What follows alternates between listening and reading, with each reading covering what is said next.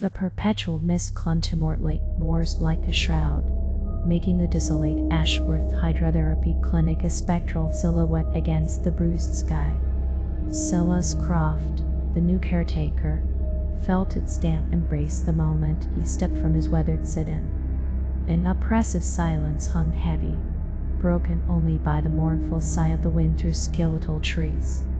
The clinic, a relic of a forgotten era, exuded a pervasive chill, a scent of damp earth and something metallic and faintly sweet, like ancient rust on forgotten blood. His predecessor, the agency had vaguely informed him, had simply moved on. Days blurred into a solitary ritual of upheaval.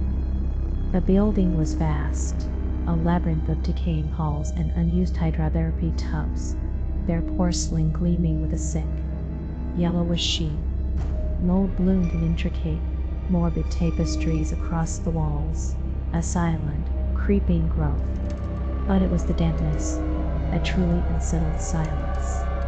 It seeped into everything, not just from the outside, but from within the very stones of the clinic, a persistent, clammy breath that chilled him to the bone. He noticed the peculiar hum first, a low, resonant thrumming that seemed to vibrate through the very floorboards of the basement.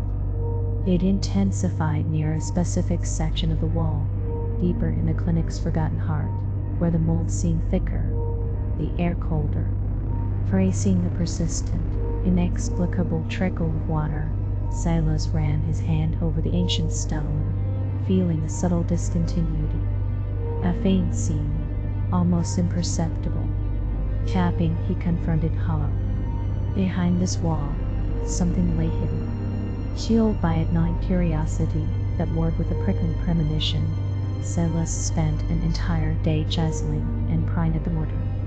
With a final, groaning lurch, a section of the wall gave way, revealing a narrow, lightless passage. He hesitated, the air growing impossibly heavy, tasting of stagnant water and something indescribably ancient. But the thrumming, now louder, pulled him forward like a siren's song. The passage wound downwards, steeply, into an oppressive darkness. When it finally opened, Silas found himself in a circular chamber, vast and echoing. In the center, a sunken pool, perhaps 20 feet across, held water of an unnerving clarity. It was unnaturally still, reflecting the weak beam of his flashlight like polished obsidian. Around the pool, ancient, arcane symbols were carved into the rough stone walls, glowing faintly in the gloom. Iron manacles, rusted and corroded, were bolted at intervals, suggesting a grim purpose. A stone pedestal stood by the water's edge, upon which lay a waterlogged, leather-bound journal, its pages swollen and fragile. With trembling hands, Silas opened the journal. The script, though faded, was chillingly precise. It was a log, maintained by previous caretakers, detailing the clinic's true, horrific function.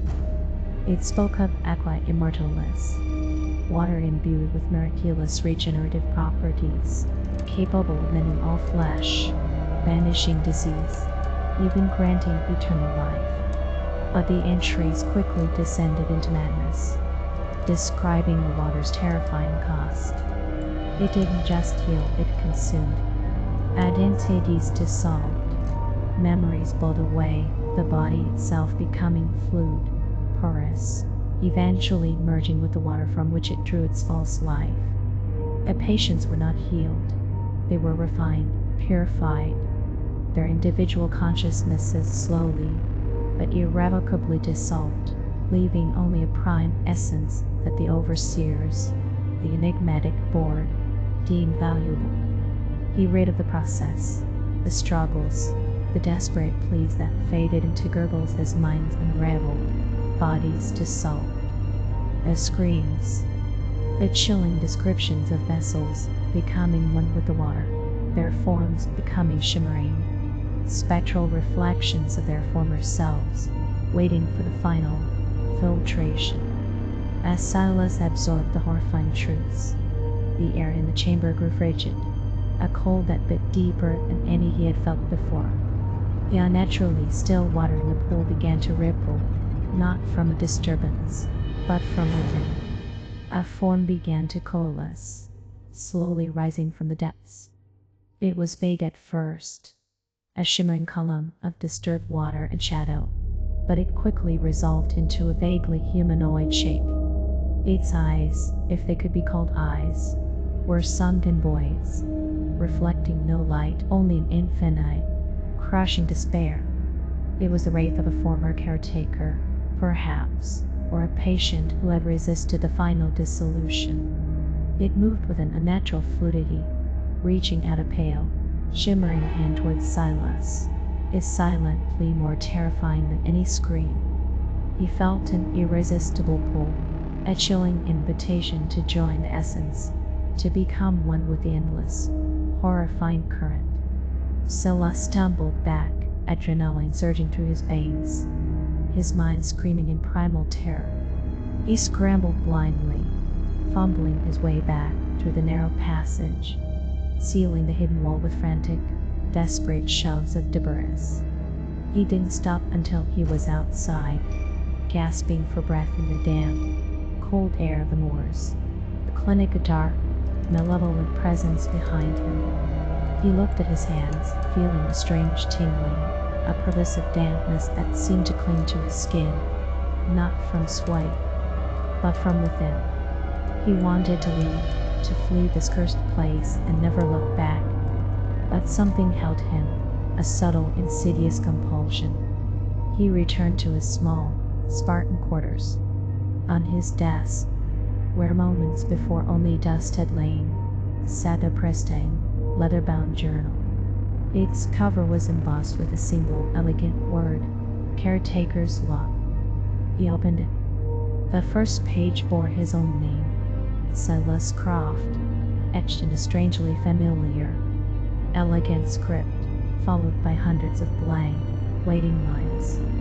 A faint, sweet metallic tang now lingered on his tongue. A hum from the basement, he realized with a horrifying clarity, was no longer just in the building. It was within him,